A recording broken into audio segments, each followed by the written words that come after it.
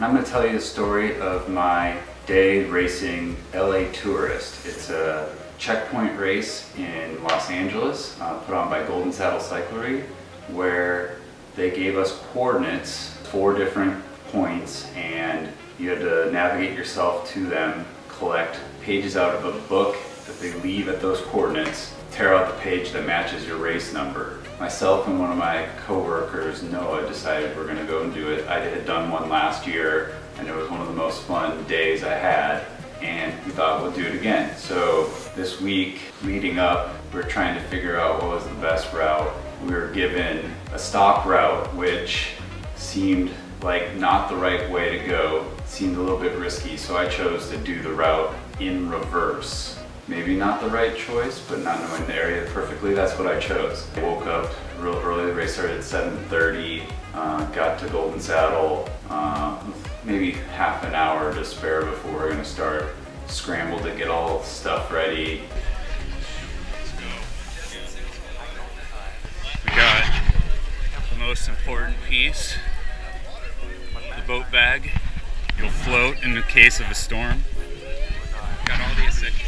And there's a ton of people that showed up, well over 100, maybe almost 200 people. It was a pretty big group for us to roll out of town with. It was going to be a fun day. Weather was looking to be perfect, sunny, everything was looking great.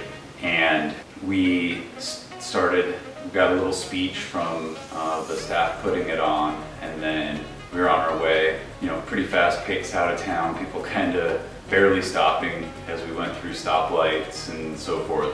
And for the first couple mile or two, it was like one big group, and then there was like a turning point based on the route I had chosen. I turned and only maybe 6 or 7 others went that way. Everybody else went straight at this intersection. Looking at it now after we're done, maybe I should have gone straight, because the other group, the guys that I were with, were planning to do it the opposite direction. I only rode with them for a while, and my Garmin told me to turn, but I don't think it meant for me to turn, and I ended up doing kind of zigzag route that I wasn't supposed to do, and did a few extra miles right off the bat. Found my way back to the course using my phone and planned to go by the Rose Bowl to get to Highway 2, and then climb Highway 2 to get to the first of the 4 checkpoints. Once I got over to Highway 2, I was starting to catch some people that had gone a more direct way, which was obviously faster.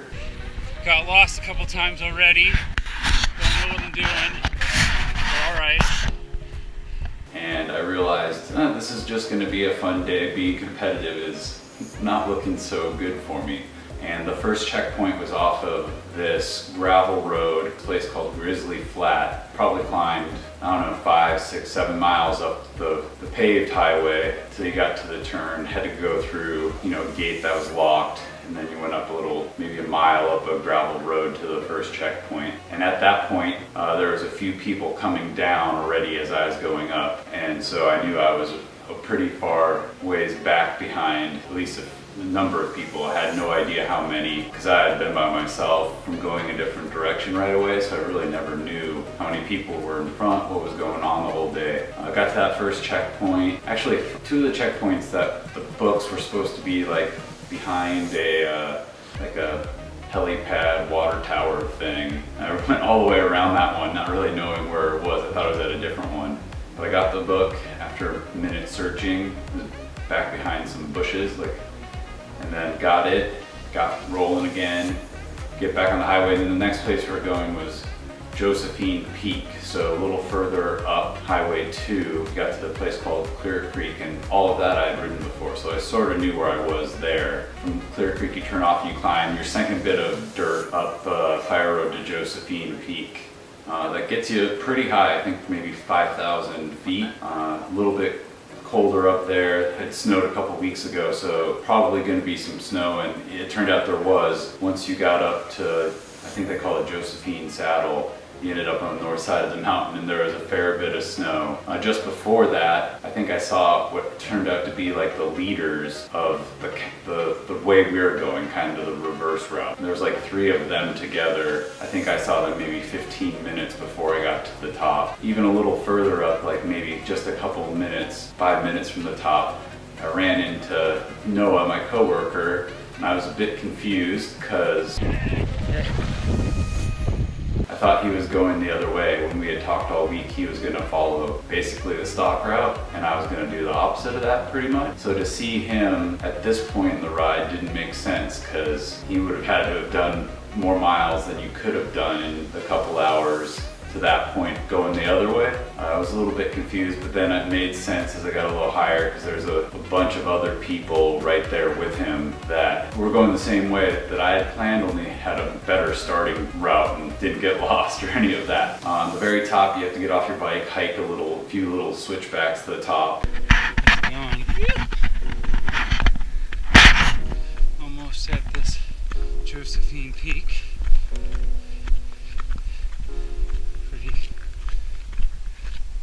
Something, lots of snow. And I'm hiking. And then you get this magnificent summit view. You know, it's a pretty small little summit patch, and you just can see 360-degree views of the city, and then deeper into the mountains. It's really pretty. You know, so from there, go back down. That whole north side, there's like snow single track that was like trampled from bikes and people hiking that you had to kind of carefully ride your way through. It was pretty fun, but you had to be a little careful. It's not something you get to do every day living here in California. Then after you get through that section, you descend another like 3 or 4 miles down Fire Road. That's in really good shape, was a lot of fun.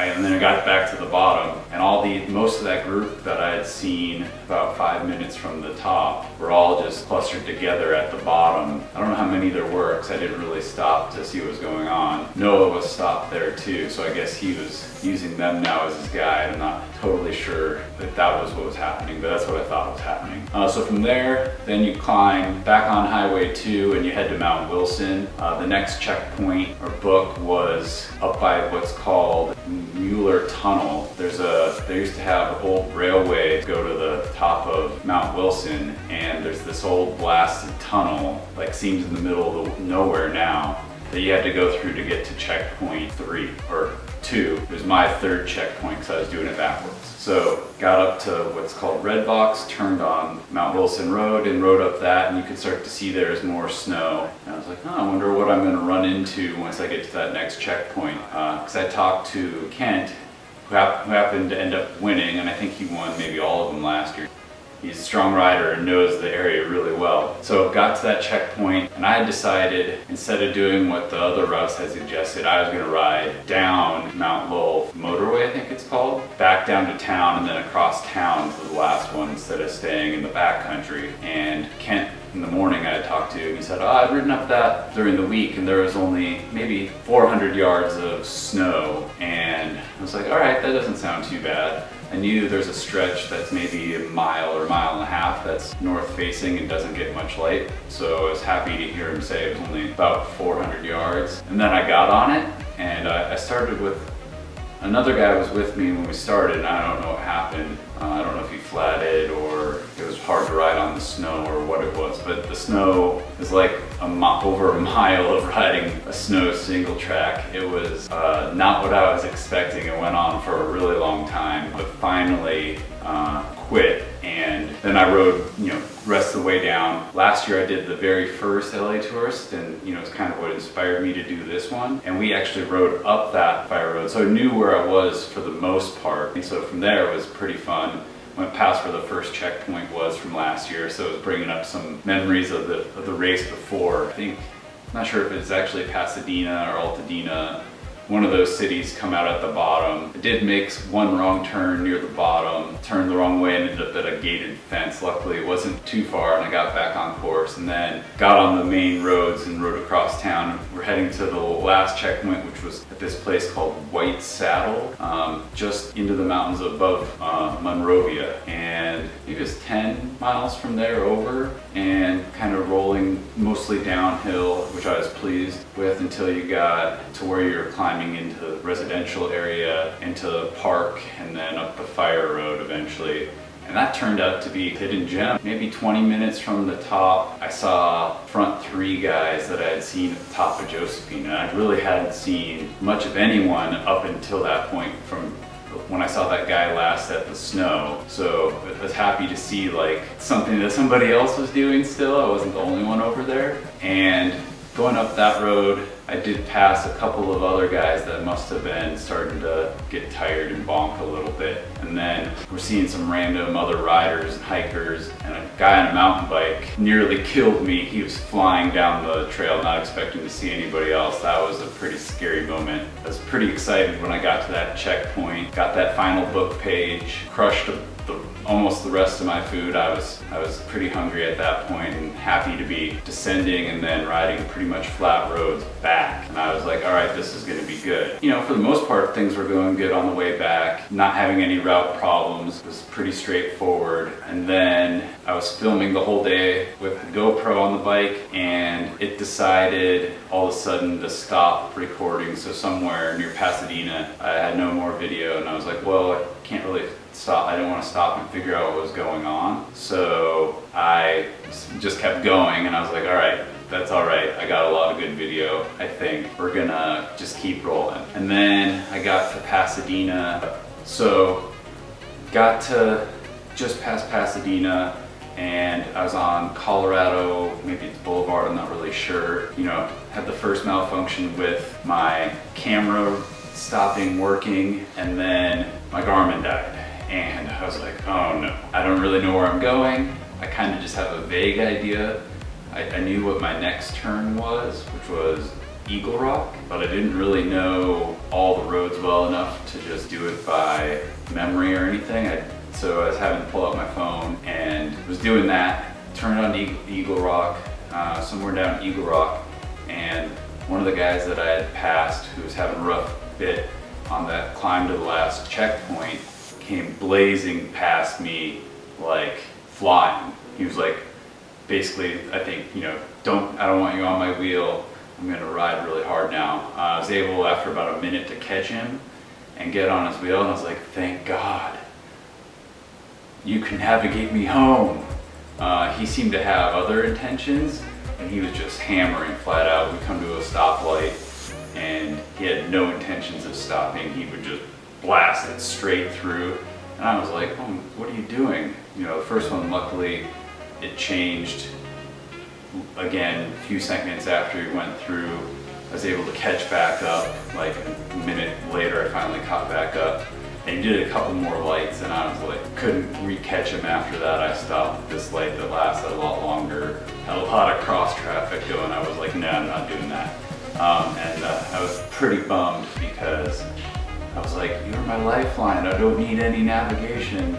Now you're just being too crazy for what I want to do. I didn't want to risk my life running traffic lights, so I let him go and had to bust my phone back out, figure out where I was going. For the most part, that actually went okay. I was able to like turn a couple streets down and get on to Griffith Park and make it back to the shop.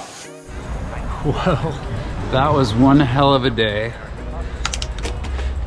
My Garmin died, this died, and then I got caught by a guy that decided he was gonna run every light, which is nice.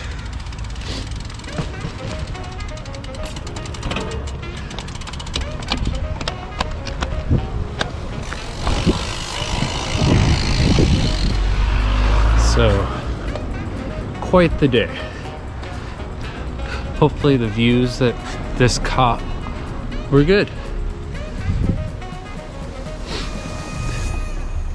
Now the time to go home and eat and eat and eat. Forward for the final two races, and we'll see you next time.